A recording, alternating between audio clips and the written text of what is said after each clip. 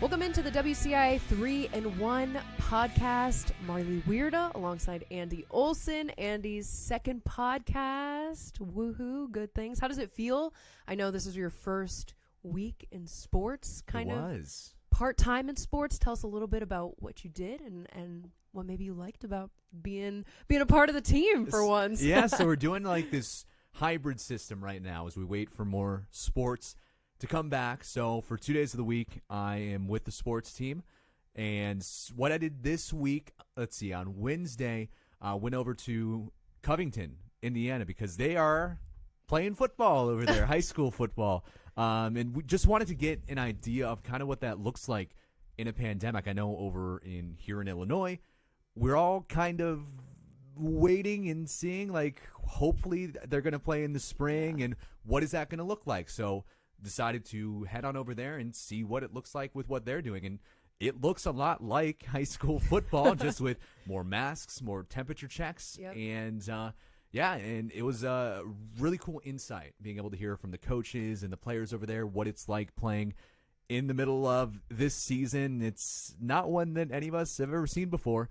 And then on Thursday, I was able to go out and see Ashley Long, a senior on the Monticello girls golf team, who shot a 33 earlier in the month over 9 holes, which is very good. Stellar. It is stellar. It set a school record, and it also set a course record. She played at Lake of the Woods in Mahomet for girls golf. So really cool story. Got to catch up with her, seeing what her outlook is on what she wants to do with golf and moving on to the next level and things like that.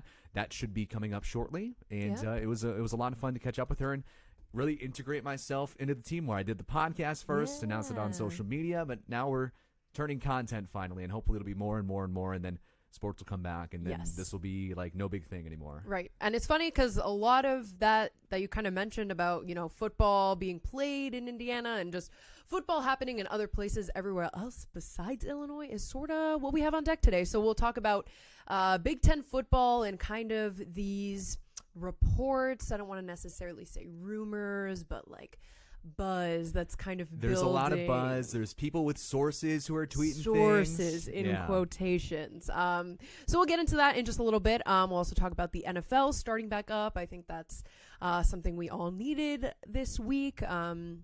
Just with the way things have been going. And then we'll get back into the IHSA in a little bit. But let's start here with Big Ten football. And I'm glad we're recording this podcast today on Saturday, Andy, instead of doing it yesterday on Friday, because now we have a lot to talk about with what has sort of happened this weekend going on with the Big Ten. So I don't know about you, but I was watching College Game Day this morning, and Heather Dinich, she had reported that there was going to be a meeting with 8 university presidents and chancellors, and they were going to be presented with new testing and new models for that would essentially not eliminate, but it would reduce the need for contact tracing, and it would provide, more daily testing. So I'm just kind of pulling up a little bit more on that right now. And basically what she had said is if this meeting goes well, they're going to have a full board meeting on Sunday,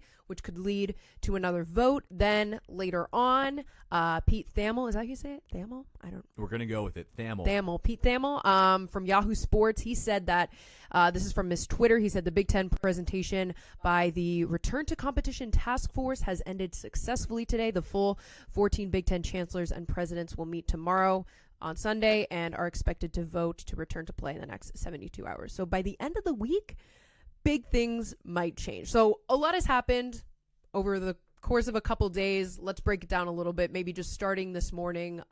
What were your initial thoughts, Andy, just hearing about just the Big Ten presidents and chancellors being presented with some of this new information? I think it's one of those things where you don't want to get dragged back in. Like, you thought you were out, and then they just pull you back in, because we've heard so many different reports about this before, and it's so hard to get your hopes up and then have them dashed really quickly, just like that. But I mean, I won't lie, the lack of Big Ten football is greatly diminishing my excitement for college football. Like, it is my favorite league through high school, I had alarms set so I can watch College Game Day in the morning on Saturdays. And without, the Big Ten, it has been tough getting excited for it. I know there's other Power 5 conferences going, but when you hear that news, this sounds, and I'm just going by sounds, Marlee and I don't have any sources with the Big We Ten. don't.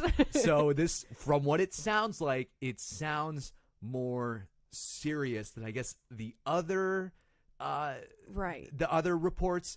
And what's funny is probably the last time since we talked, it has been confirmed that there was a vote by Big Ten presidents and chancellors, which I don't think we knew before, but after that lawsuit and the Big Ten's response in that lawsuit, they admitted that there was a vote, but I don't know if the actual votes have come out yet for that. Right. And I think this is kind of the same thing that we saw maybe a couple days prior to when they were postponing the season. We didn't know the news yet, but the couple days before, there were people saying, oh, yes, sources this, reports this. Oh, they say there's a vote. This, people say this is confirmed. And it's so hard. I mean, even you and I, we're part of it, I guess, circulating the buzz. But when there's so many different sources and reports and all these different, media members are reporting different things, it can be kind of confusing even for people like us. But I think, this is coming from ESPN. Obviously, it's a credible source. It's not some Joe Schmo off the streets. But I'm kind of in the same boat as you, Andy. Like, I don't want to feel like I'm going to get my heart broken all over again. It's like the ex that comes back into your life and is like, no, I've changed. Take me back. And you're like, okay. But and then they break your heart all over again. Has the Big Ten changed? I don't know. And what's probably important to note is that the only thing that they have said is that they're going to take a revote, not that the vote will change. So I think that's important to keep in mind as well from these reports that, like we said, at this point seem more credible than maybe past ones coming out since they canceled the season. So the next 72 hours, we might see. I mean, they said it went well. I'm going to hang my hat on feeling a little bit optimistic about this. And I think, it's big in seeing that there are other Power 5 teams that are playing football as well. So why not the Big Ten? And, the University of Illinois has exceeded, I think, a lot of people's expectations with their testing and their research. And, they're one of the universities that has really been at the forefront of all this testing and pioneering. So if the University of Illinois can't play, man, it's just, they seem to be doing everything right. And here we are. But I want it to happen so bad. I know. And the date that they're throwing around is October 17th. Right. Which is just over a month from when we're recording this, which seems like not a lot of run-up time to start a season. Marlee, you know more than me right now. I know I haven't covered the Illini yet since getting into the sports department, but, I don't know if they're still practicing right now. And, like, a month to get ready for a season seems short. But they need to do something to catch up with the teams that are playing right now. Right. And so they are practicing right now. From what I understand, it's just kind of walk through things. But I can see where that might be incredibly frustrating for the players because, they came to training camp. They got, 5 days of training camp, then they had to stop. Then they went home. Some players went home or some just stayed on campus. And then they're coming back for workouts. But it's walkthroughs, but you don't know if you're playing yet. So I can't imagine how mentally draining that must be to know that you're really not kind of going full force at it like you're preparing for a season. But I think they have to give them at least 5 weeks, I think it is, before they can let them get out there with pads and play a game. But which would be that October 17th. Right. So we'll see what happens. I think we're trending upward. I felt like I had given up on it. I was like, great. All right. It's not going to happen. Yeah. Our hopes were probably at zero or less than zero, maybe a week ago. Yeah. And now, it's better to maybe be at, I don't know what we're at. I think I'm like a 75. A 75? No, I don't know. I don't know. It's hard to put a number on it, but it's more than zero. It's more than zero. Maybe I'm 50-50 because I do feel myself on the fence, but I'm going to think positive thoughts in that sense. But what I could also see happening with this, Andy, is that, okay, maybe the Big Ten says, okay, yes, we're going to play football. Other schools in the Big Ten might say, oh, you know what? we're maybe going to opt out of a season. Yeah, and someone brought it up that the Big Ten has such a varying degree of universities. I mean, you have the football powerhouses like your Ohio States, your Nebraskas, and things like that. And you have the really academic schools like your Northwesterns, who probably have different, I guess, priorities when it comes to a college education, where some may be more invested in their athletic department. I think that's fair to say about, a school like Northwestern, that they are very academically inclined, at that school. Right. So you have schools that are all over the place as far as, how much they want to invest in that athletic department and how much they want to put these, how much stress they want to put these students under. So, yeah, it'll be interesting to see if the Big Ten's like, yeah, we're back. And then those schools that still don't want to be won't be back. What do you do? I know, and I think that's like the Rutgers is the exactly. Yeah. I don't know why I said it that way. Rutgers, Penn State, but like those schools are on the East Coast where there's, the higher risk of or like the higher rate of infection or like the positivity rate. That's it. So Rutgers, I don't know. It's such a tricky situation, but for what we know right now, there's football, there's college football being played, there's Power 5 football being played. It really hurts to see other people living out my dream, but your dream of playing Power 5 football? My dream of playing the first my dream female of Power just, 5 athlete? Can you imagine? That would be great. I mean, it could happen. I mean, it's 2020, right? Yeah, it's 2020. It's 2020. But Maybe I'll go back to school. I think your eligibility is used up, though. I think it is, because it's, 2 years after? I don't know. Maybe I'll go back for maybe it'd be like a grad transfer. The new Ohio State grad transfer. Marlee Wierda. 3-star. What position would you play? I think I would be a good, maybe like a safety. Okay. Or a cornerback, somewhere in there. Yeah. I don't know. I've always been good at defense, so I feel, I don't know. I think I could. I can't really catch well. I played volleyball, so I'm used to things ricocheting off of me, not necessarily catching You're everything. not going for the interceptions, but you'll break up just a ton of passes. So that's why I would maybe take myself away from being like a receiver or a tight end. Nowhere in there. Maybe a running back. They just got to hand it to me. You're fast. I'm fast. I could, be running back. What would you play? I never played football in high school or anything, but I was always convinced I could be a good tight end. And then, you get to the college level and they're all 6'5", and I'm 6 foot even, so I don't know if it would work out very well. Yeah. Well, good thing for us, we are not pursuing Division I football careers, so we're only covering them. We're only covering them. So, all right. Well, anything else with that, Andy? Any final words on the Big Ten? And I hope it happens. Me too. My heart is not ready to be broken again. No. So we'll see what happens when we're recording this next week. Yeah. Think about that. When we're recording this next week, there could be a season. There could be a season, or we could be in the same place that we've been. Or we're back to zero. Or we're back to sadness. Yeah. So a lot could change. I'm looking forward to it. Ready to ride the roller coaster. Right. Here we go. All right. Well, NFL, that's something we can be happy about. NFL. Oh, yeah. Back in high gear. We had our fantasy football draft last week. I don't know how you're feeling about your fantasy team, Terrible. Andy, but Terrible. Why? Because Miles Sanders, who was my second round pick or first round pick, I believe, I can't remember where I went with him. He's out week 1. Oh, great. So Kevin Leidy's going to beat me. I think we should. Leidy, yeah. Are we just going to have a segment every week of the NFL season? How the fantasy football league is going? Yeah, this will be good. This will be our little weekly check-in. Nobody probably cares, but so far I'm winning 7-0 over Jen's OK team. So Jen Lask. Yeah. I think. What was your team name? I don't know if it's appropriate for the podcast. No, it's okay. It's Kiss My Pass. See, it's funny. It's pretty funny. Yeah. It's appropriate. Mine is a Simpsons joke that no one gets, so it's fine. Oh, okay. On the Springfield U Nittany Tide. Okay. I don't get the joke. It went over my head. It was the name of the university in The Simpsons, and it's also a combo of the Nittany Lions from Penn State and the Crimson Tide from Alabama. So Nittany Nice. Tide. All right, cool. There we go.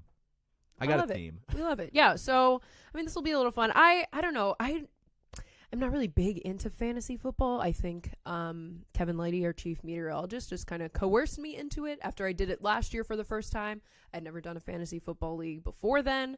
And it just got annoying because I would have to set my lineups every week.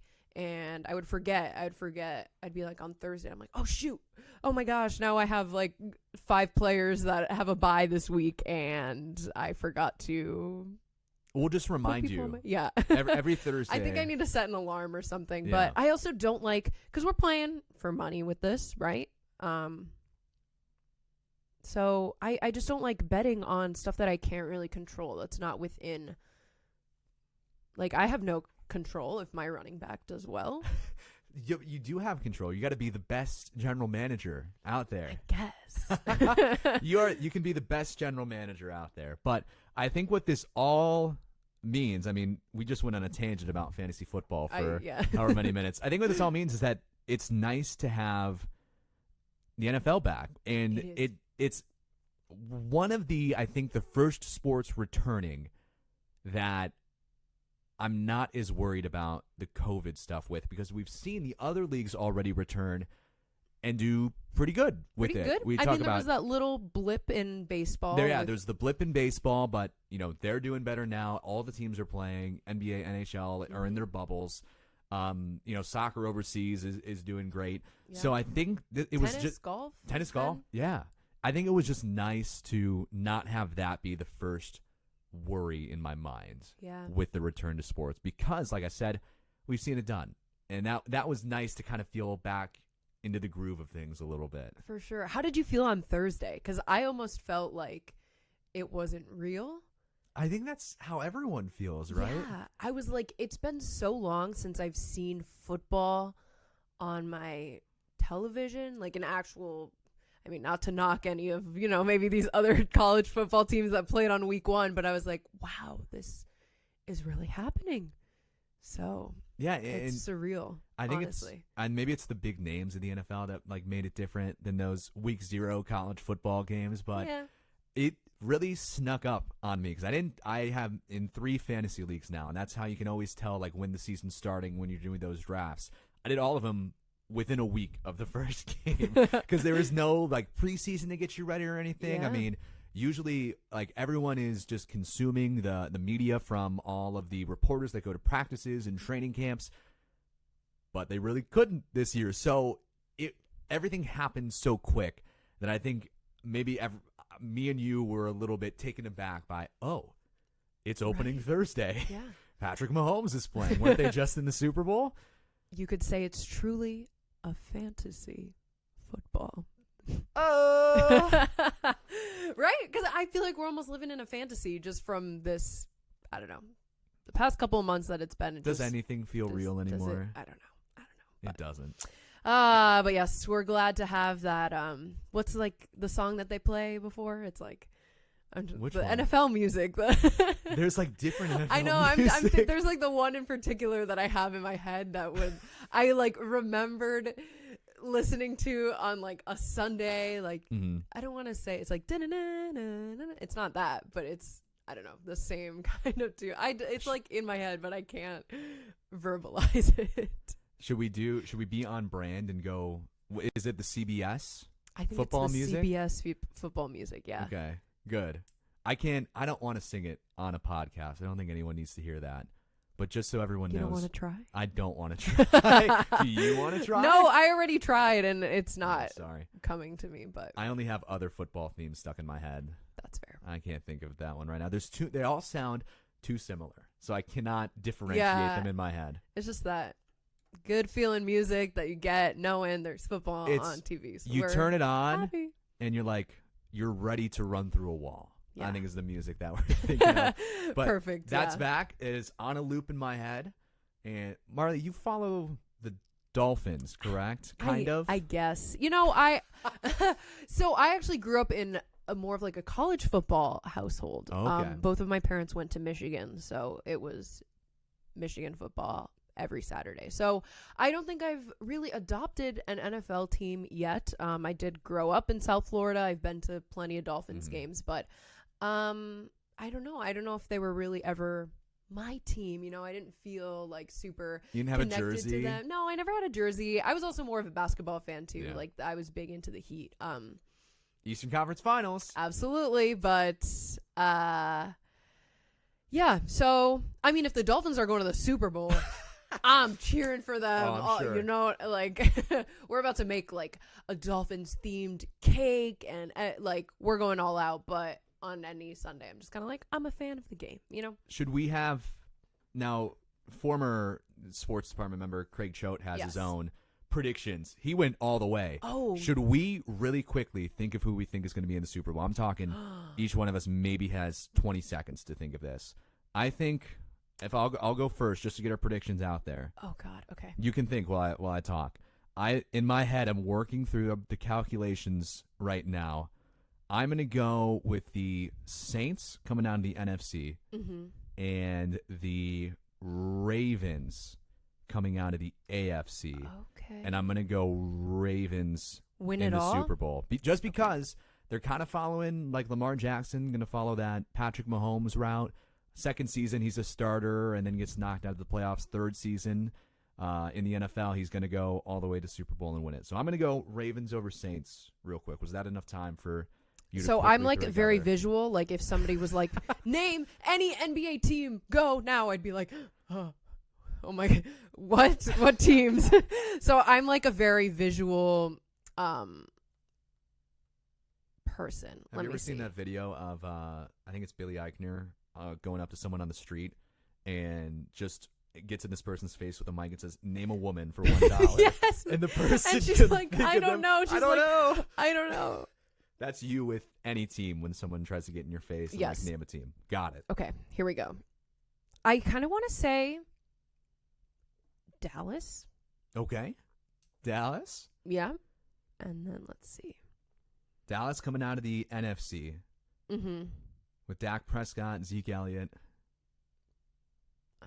Let's see. You're doing the calculations right now. I can see. She's pulled I'm out the really looking through. calculator. I actually kind of want to say the Ravens as well. Are we going to go samesies on the AFC? But I'm going to have Dallas to win it. Oh, okay. Ravens, Cowboys. Ravens, Cowboys, Super Bowl in 2020. And Cowboys going to win it. So, all right. We'll come back to that in February, and we will I will laugh probably at this clip. be incredibly wrong. We will laugh at both of us later on. Probably. And Brett, we'll get Brett's pick in there somewhere at some point. At some point. But I'm excited. 17 weeks. I don't want to feel guilty. I don't think I have to feel guilty about the NFL coming back. I think they're rather safe. Right. And I'm going to feel good about it. Yeah. And they got the money to handle whatever probably might come about. So. I think that's the difference between college football athletes versus professional athletes. Yes, they're getting paid. They're getting paid to put themselves at risk, I guess. Absolutely. Yeah. So we'll end here with the IHSA because I think just like the Big Ten, we might be a step closer to getting high school football back from what I'll quote you on this, what it sounds like. So on Friday, the IHSA released a statement from Executive Director Craig Anderson saying that he sent a letter on September 10th to the governor's office that here, quotes, seeks permission for the IHSA and its Sports Medicine Advisory Committee to resume control over determining the resumption of IHSA sports and activities, end quote. So in turn, they want control back over decision making with the IHSA. But they did mention as well there's been no discussions or, any kind of set dates on when certain sports would return. So it just seems like they want control back to be able to make their own decisions, which initially when they had handed over the control to the governor's office, that was when things were getting very messy. I think that's when everyone thought, okay, this is bad news. Yeah. And So it was kind of in the heyday of COVID when the heyday. a lot was unknown and these college teams still didn't know if they were playing. So much was up in the air in that point. So they kind of were like, okay, we're going to be hands off. You know, we don't want to deal with this. And now I think that they're seeing that schools like you went to in Indiana and border states that are bordering Illinois are playing. They're kind of thinking, okay, why not? So I'm curious. I mean, you were there. You crossed state lines. You hopped the border to see what it was like on the other side. Making a run for the border. Anything else that you can tell? I mean, do you think it's feasible to happen in Illinois? So I think it would be hard to do now. You know, having the school year started, it would be hard to get started up. But having, seen them do this in a pandemic over in Covington, I mean, every player had to get, checked when they came in with their temperature. If you weren't practicing or coaching, you had to wear a mask. So that means injured players. That means some of the water girls. That means me stepping onto their field. Yeah. I got checked and I had to wear a mask the whole time. And Covington, their head coach told me that they have not had any positive tests so far. Mm-hmm. He knows some that have had tests and they've had to cancel games and things like that. But I think when you are able to talk to a team that has actually not had an issue with that yet, I think that is a good sign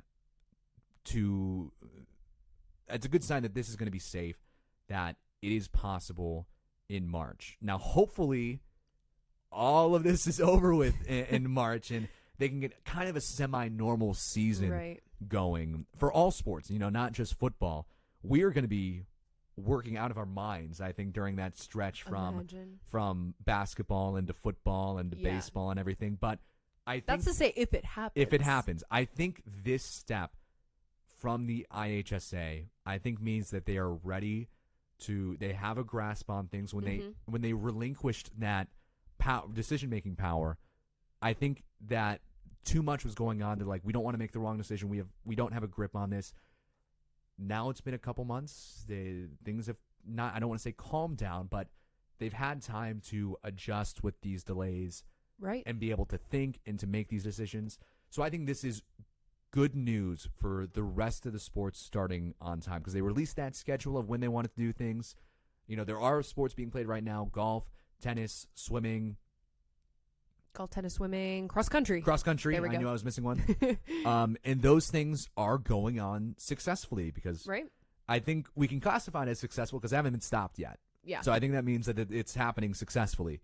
So I think that this means they're ready to take that next step into the next season. They think that they have the right protocols. I think this is a positive sign for the rest of these sports starting on time and hopefully going off without a hitch. Yeah.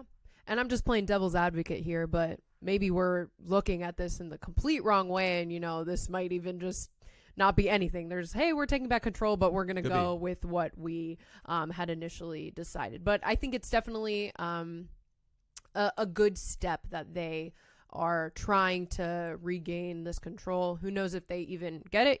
For all we know, Governor Pritzker could be like, you know what? No, we're going to keep it. Nope, that's nope, mine. It belongs to me. And they made good points. They're one of Illinois has one of the lowest infection rates in the country, and especially among some of the bordering states. So I think that's a testament to how maybe Illinois is handling all this. So, and a shout out to you at home listening.